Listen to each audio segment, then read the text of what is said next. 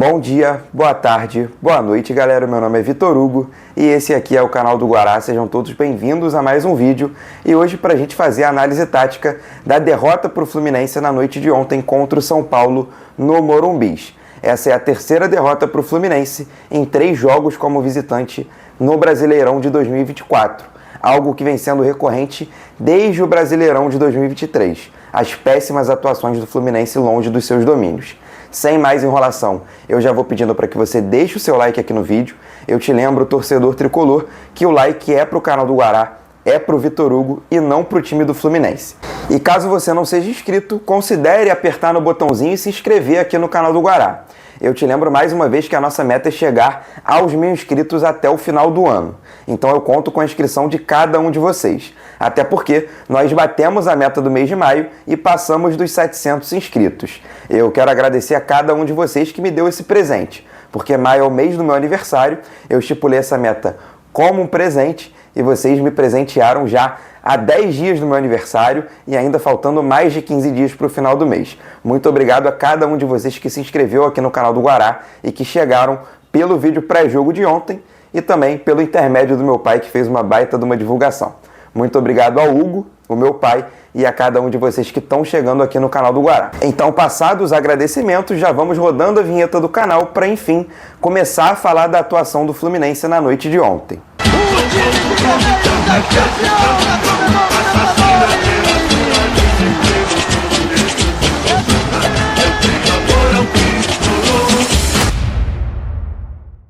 Sobre a escalação do Fluminense, eu não quero entrar muito nos méritos das escolhas do Fernando Diniz, porque eu não estou no dia a dia do clube e eu não trabalho na área fisiológica do Fluminense.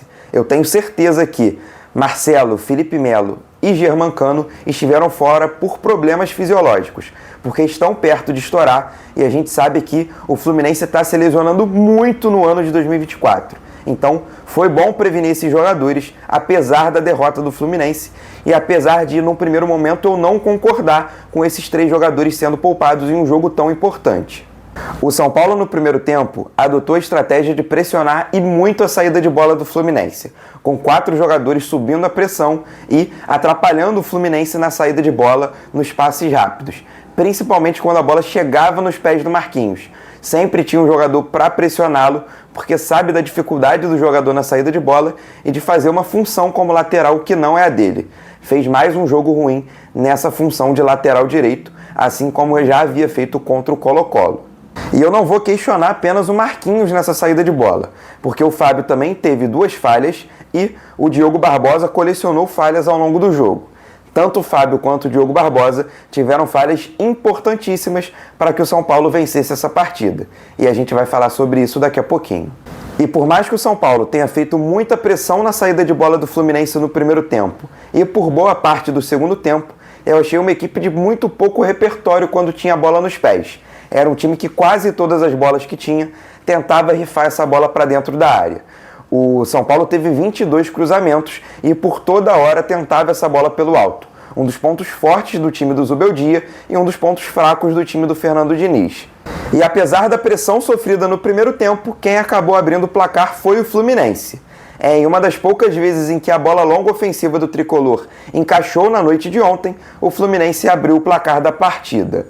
A jogada se iniciou com o Antônio Carlos lançando uma bola na defesa, em que parou numa tabelinha entre Cauã Elias e Alexander no meio-campo. Inclusive, um baita jogo do Alexander na noite de ontem. Foi, sem sombra de dúvidas, o melhor jogador do Fluminense dentro do gramado do Morumbi e, desde que foi reintegrado ao elenco após o caso de indisciplina na concentração do jogo contra o Vasco, faz boas partidas e vem se credenciando a ajudar na temporada e, quem sabe, brigar por uma titularidade no meio de campo, assim como foi titular no começo do ano de 2023.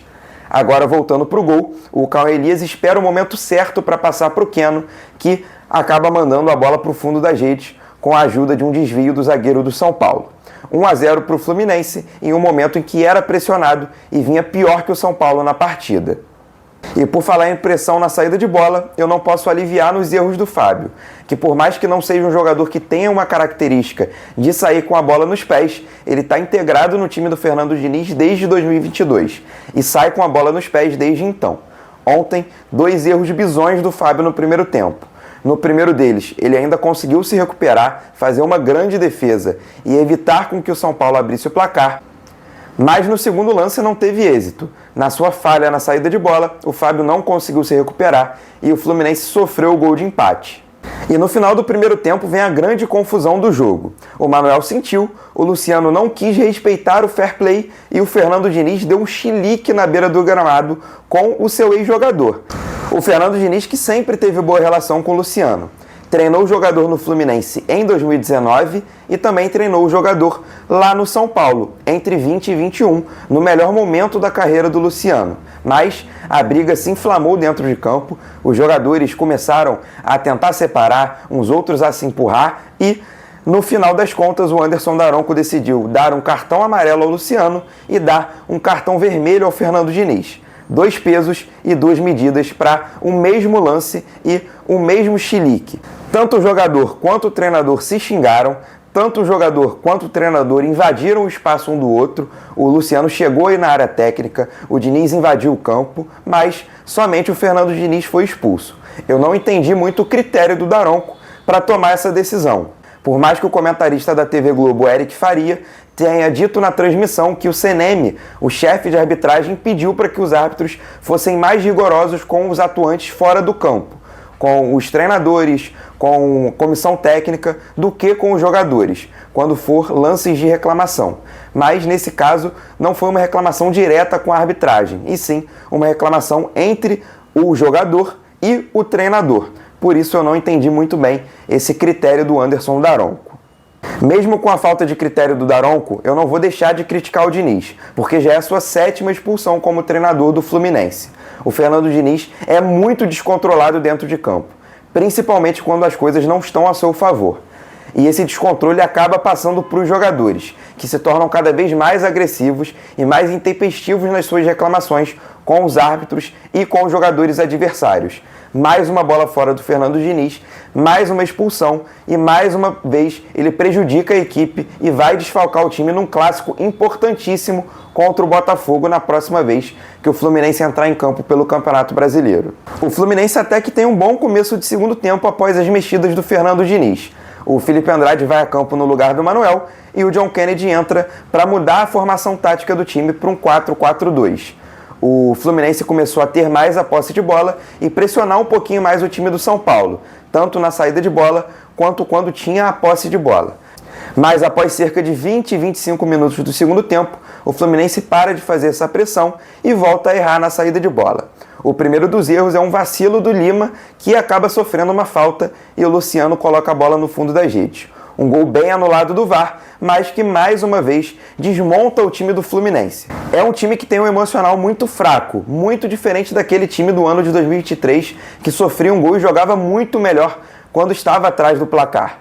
É um Fluminense que quando sofre o gol fica em frangalhos. E o engraçado é que, tal qual foi contra o Colo-Colo no Maracanã, que o Fluminense sofre um gol e o gol é invalidado e o time entra em parafuso e não consegue mais jogar futebol, sendo pressionado até o final do jogo, o mesmo aconteceu contra o São Paulo. O diferente dessa vez é que o Fluminense conseguiu sofrer um gol e sofrer a derrota para o time paulista. Agora, atualizando um dado que eu disse lá na análise tática contra o Galo, o Fluminense tem 5 jogos abrindo o placar no Campeonato Brasileiro e só tem uma única vitória. O Fluminense que é a pior defesa do Campeonato Brasileiro nessas primeiras 6 rodadas, com 12 gols sofridos, uma média de 2 gols sofridos por jogo. Um Fluminense que, em confrontos contra times da Série A no ano de 2024, só venceu o jogo contra o Vasco. Um Fluminense que, após 162 rodadas e 5 anos, volta à zona do rebaixamento do Campeonato Brasileiro.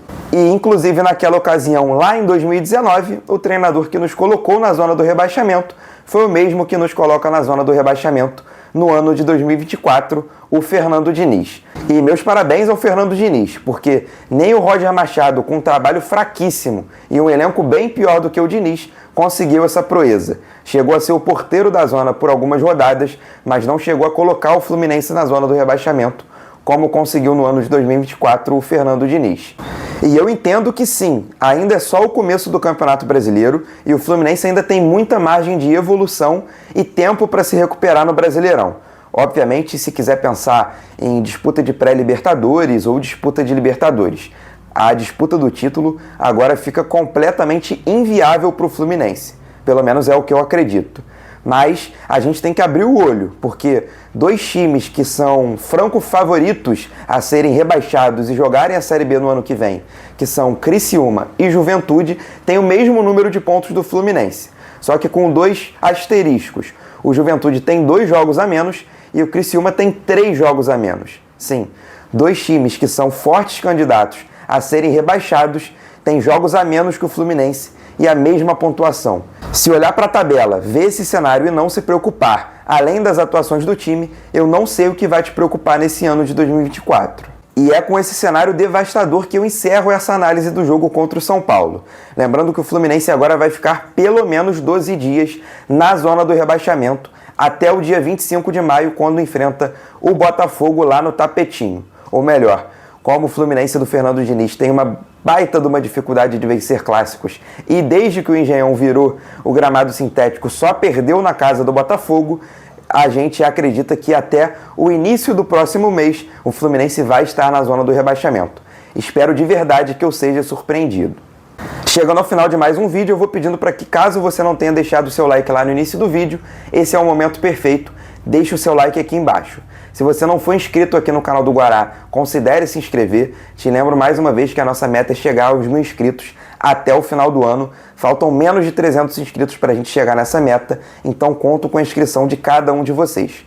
Conto também com o seu comentário. Comenta aqui embaixo o que você achou do jogo do Fluminense, do que você achou das escolhas do Fernando Diniz para o time titular, se você gostou da atuação dentro de campo do Fluminense e tenta me convencer e me dar perspectivas positivas para que eu veja um futuro melhor na temporada 2024 para o Fluminense. E claro, conto com o seu compartilhamento. Espalhe esse vídeo nos seus grupos do WhatsApp, espalha nos grupos de Fluminense, espalha nos grupos de futebol, nos grupos da pelada do final de semana, espalha também, claro, para todos os seus amigos tricolores que estão bem preocupados com a situação e fase que vive o Fluminense desde o início da temporada 2024. Eu não sei nem se a gente pode chamar de fase, tanto tempo jogando um futebol bem ruim.